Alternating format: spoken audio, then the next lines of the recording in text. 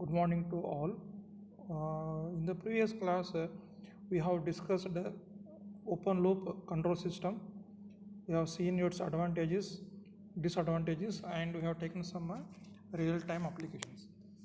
And also, we have discussed the closed loop control system, its advantages, disadvantages, as well as the real time applications. Okay, so moving forward, so today we'll take what are the requirement for an ideal control system, and we'll take different types of controllers. We have different types of controllers. We'll take some of them today, and the remaining will cover in the next class.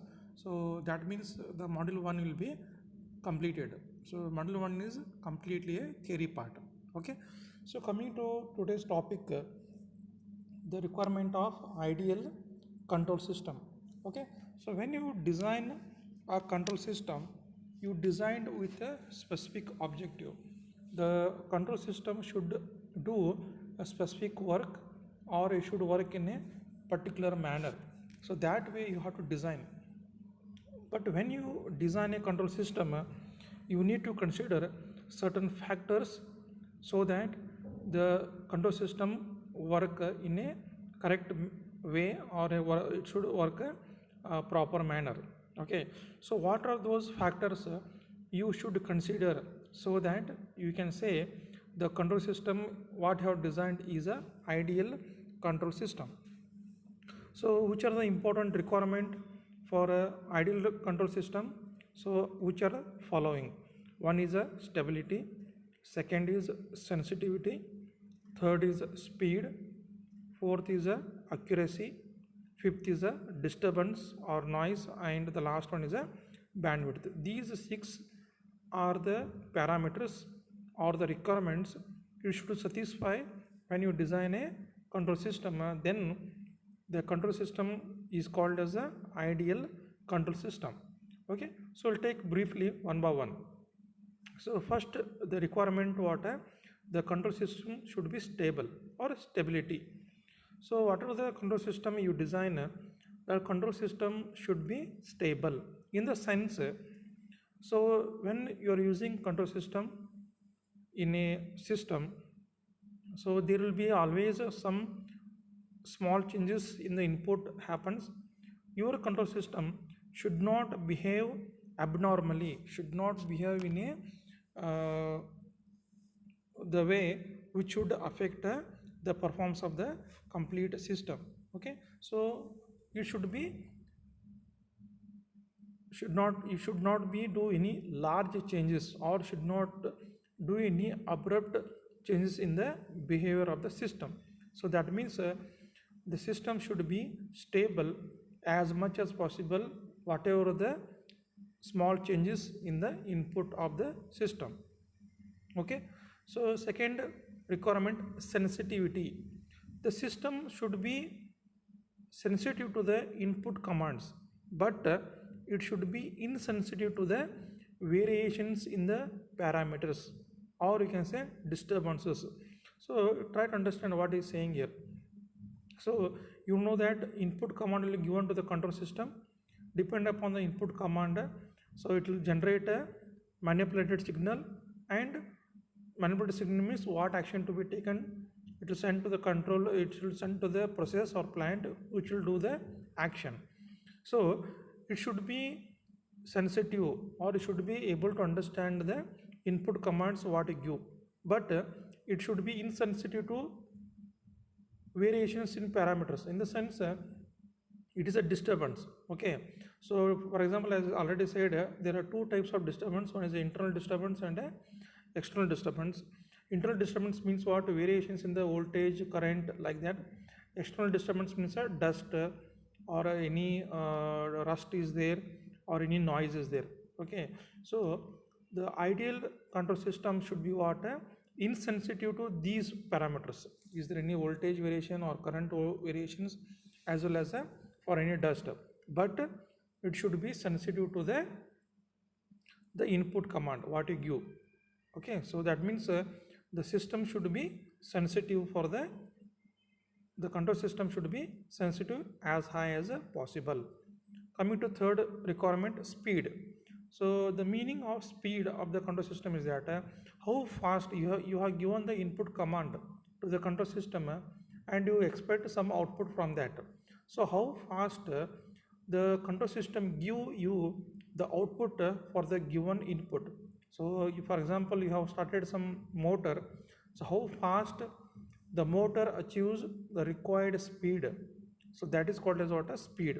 So that means the ideal control system should have high speed or very good speed for the given system. Fourth requirement is accuracy. So what is the meaning of accuracy? The accuracy of the control system should be what? The output of the control system should be nearer as given to the input for the system. So for example, there should not be too much deviations from the input command what you have given. For example, as I said, if you are using a motor, so you want the motor to achieve maybe 100 rpm. That way you have given the input. So it is not, if even you given the input, the motor is not able to achieve at least 90 rpm, it is going for somewhere 50-60 rpm.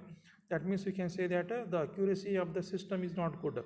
Okay, so the system should be highly accurate. That means the output should be as desired or as nearer to the desired value for the given input. That is called as accuracy. Coming to the next one, disturbance. As I said, the control system should not be sensitive to the disturbances. As the two types of disturbances are there: external disturbance, noise, dust; internal disturbances, variations in the parameter, voltage, current. So you know the stabilizer, what it does. Even there is a variations of voltage, what it does, it will if there is less voltage, it will amplify. High voltage, it will make it to reduce, so that the system should work smoothly. So the system should not be get affected by the disturbances. So ideal control system is the one which does not get affected by the disturbance. Coming to the last one, bandwidth. So bandwidth is what? It is a range of input. So there may be the range of input, but the output of the system is always constant. For example, the operating frequency range. So you may be giving the range maybe 0 to 1000 rpm for the input command, but the output maybe you're expecting some constant value, maybe around 1500 or 1600. Okay, so the system is working for a different input range. So 0 to 1000 rpm, something like that. But whatever the output it gives from the system, so that system output should be what? Constant. So that means the bandwidth of the system should be high as possible as high, so that you can operate or you can use the system for a different values of the input. So these are the six ideal these are the six requirements which make the control system into a ideal control system. So in the exam, so generally they will ask you explain the requirements of a ideal control system. So these six you have to write with the briefly explain. Okay, now we'll go for the next topic, the types of controllers. So as we discussed, the controller is one of the basic element of the control system. So what are the elements of the control system? We have input, we have a controller, we have a output, we have a plant or process, and we have a feedback. So what actually the controller will do? The controller will take the signal from the feedback. What the feedback system will do? The feedback system will compare the output signal of the system to the input of the system. If there is any deviation, it will generate a error signal. That error signal is a input to the controller. So that means the controller will do the corrective action. What action to be taken will be decided by the controller, whether to increase the temperature or to decrease the temperature. That action is decided by the controller. Okay, so the error signal is input to the controller and the manipulated signal is the output of the controller, which will decide the action to be taken. So there are different types of controllers.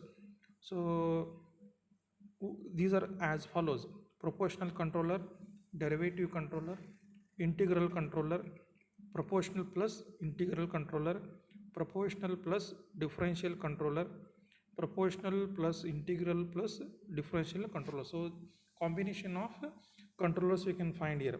So proportional plus integral called as a PI controller, proportional plus derivative control called as a PD controller, proportional plus integral plus differential control called as a PID controller. Okay, so in the today's class we will take only these two. One is a proportional controller and a derivative controller, and in the remaining we'll take in the next class. Okay, so we'll take first one, that is a proportional controller.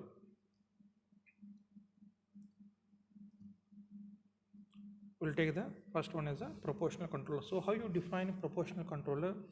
The controller in which the manipulated signal is what? That is the output of the controller is proportional to the input of the controller. That is what a error signal. So remember that the error signal is input to the controller and manipulated signal is what? Output of the controller. So how you define proportional controller? By the name itself, the manipulated signal, which is the output, is directly proportional to the error signal, that is input of the control system. Okay, so you can see the block diagram drawn for the proportional controller. Okay, so there is a reference input, that is R of t, the error detector, and Kp is a proportional gain, and we have feedback signal B of t. Then from the controller output is a manipulated signal or controlled output.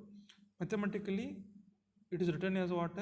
The relationship between output of the controller M of t to the input of the controller error E of t is M of t proportional to E of t. Remove the proportional sign, so you write M of t equal to Kp E of t. So Kp is what? A proportional gain. It's called as a proportional gain, the constant. Okay, so now for the control systems, always they use a Laplace transform to solve the problems on control system. We use a Laplace transform to get the solution of the control system. So take Laplace transform on both sides of the above equation here. So small letter converted to capital letter. T is a time period, so time is replaced by the small letter s, that is a variable, and Kp as it is E again becomes capital E. T is a time variable, so replaced by the small variable s. So you take a Laplace on left hand side as well as the right hand side, you can write M of s equal to Kp E of s. So you can write Kp equal to capital M of s divided by capital E of s, where Kp is what? A proportional gain. So the relation between output of the controller, what is output of the controller? M of t, and the input of the controller, that is error signal. So as shown in figure here, so see the graph, the relationship between these two, M of t and E of t, is what? A linear relationship. Means as E of t increases, M of t increases, or M of t increases, or E of t also increases. So this relation is called as what? A linear relationship. So what are the characteristics of a proportional controller? So important characteristics are: the controller output is equal to M of t when error is 0, the system is stable, it improves the closed loop response, provides fast response, improves steady state error and rise time. Then last one, high gain but unstable due to high oscillation. So these are the theory part. So when you come to the class, we can discuss in a little bit detail. So and also as I told, you can discuss with your electrical and electronic students or friends because they are having this as a main subject. They can be, some of time they may give a better idea how they work. Okay, so what are the disadvantage of proportional controller? They are heavily damped response, means response is slow. Heavily damped response means the response is slow, and large steady state error means they give a large amount of error. So these two are the disadvantages of the proportional controller. So coming to the next one, derivative controller. So what is the derivative controller, how you define? So here the manipulated signal, that is the output of the controller, is directly proportional to the time derivative of error signal of the controller. What is error signal? The input of the controller. Okay, so mathematically you can write m of t proportional to d of dt. D of dt is what? Time derivative e of t. Okay, so what he says, derivative, you can understand by the name derivative, the output, that is a manipulated signal of the controller, is directly proportional to the time derivative of a error signal. Error signal is what? Input of the controller. So you can write mathematically m of t directly proportional to d of dt e of t. So m of t equal to kd. So kd is what? Derivative controller constant. De of dt we can write in this way, removing the proportional sign. Then as I said, the Laplace transform you take to solve the control system. So taking both sides the Laplace transform. So m of s equal to kd. So d of dt. So always maybe Laplace transform you may be studied in mathematics. So when there is a derivative, single derivative d of dt, so that is replaced by a s, capital S or small s, and e of t is what? E replaced by capital E and small t replaced by small s. So kd into s into e of s. So kd equal to m of s divided by s into e of s. So remember, if there is a single order derivative d of dt, it is replaced by 1s. If you have second order d square by dt square, it is replaced by s square. You have third order d cube by dt cube, then it is replaced by s cube. So remember, so time derivative replaced by the number of order in the derivative. Okay, so kd equal to what you get here? M of s divided by s into e of s, where kd is a derivative controller constant. So what is the advantage of this derivative controller, that we need to understand? So what it says, the derivative controller is the one which responds to rate of change of error and will take the necessary or produce the necessary action before the manipulated the magnitude of the error becomes too large. That means what is saying here, this type of controller expect the error early only, in the beginning only it expect the error, and before the error becomes high or the magnitude of the error becomes high, it will take the corrective action so that the system should work or the system should work smoothly. So what is the main advantage of the derivative controller? It responds to the rate of change of error and produce necessary corrective action before the magnitude of error becomes too large. So for example, what it says, you have a derivative controller. Okay, if in your system, if the error is changing at 2%, the error is changing at a 2% per minute. If the time derivative fixed as a 3 minute, the time derivative or the time for the system is fixed as a 3 minutes. So how much error is expected? The time the error expected is how much? 6%. 2 into 3, 6% error is expected. So if you have a derivative controller with a gain kd as a 0.2, that means what? This is a corrective action. 0.2 is what? A corrective action. So multiply that 0.2 into 6, you how much you got corrective action? 1.2 percentage of the controller output. So what I'm trying to say, the expected error is 6% after 3 minutes, but due to the derivative controller, that 6 percentage has been reduced to how much? 1.2 percentage. That means what? The derivative controller is one which expect the error in the beginning, and it will produce a corrective action signal before that error becomes too large. So I hope you understand this. So that's why derivative control is one of the important controller where the system generally works very smoothly. Okay, I hope you understand this concept. So anyway, if you still have some confusion, so when you come to the class, that time I'll explain in detail. Okay, so these are the controllers usually, especially in the electrical and electronics appliances. Okay, and what are the main characteristics? So what are the main characteristics what I explained just now? What it is? It produces significant corrective action before the magnitude of error becomes too large. So as we have discussed, okay. So then there is a increase in the stability of the system. So as the derivative controller is taking the action early than the later, the stability of the system is high. Okay, so adds damping to the system, hence large values of gain, which will improve the accuracy of the system. So the derivative control is the one where accuracy of the system is high because the response time is high. So when response time is high, there is a chances of a high accuracy. So these are the characteristics of a derivative controller. So in the exam, always they're going to ask you any sorry, any one of the derivative, any one of the controller. Okay, so what we're going to discuss.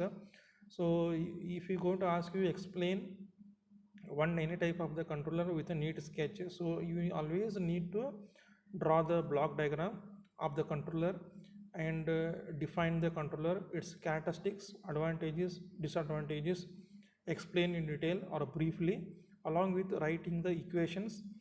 Take the Laplace transform and write the last the output equation what you get it, then only you're going to get the complete marks. Okay, so today's class we discussed what are the requirements for the ideal control system and the types of controllers. In that we have taken a proportional controller as well as a derivative controller. So just go through these two controllers and the requirement for the ideal system. Okay, so in the next class we'll take remaining controllers and we'll complete the module 1. So module 1 is completely theory part, as I said. So I don't think it is a much difficult for you. Okay, so any difficulties or clarification, please call to me so we can clarify the doubts. Okay, thank you.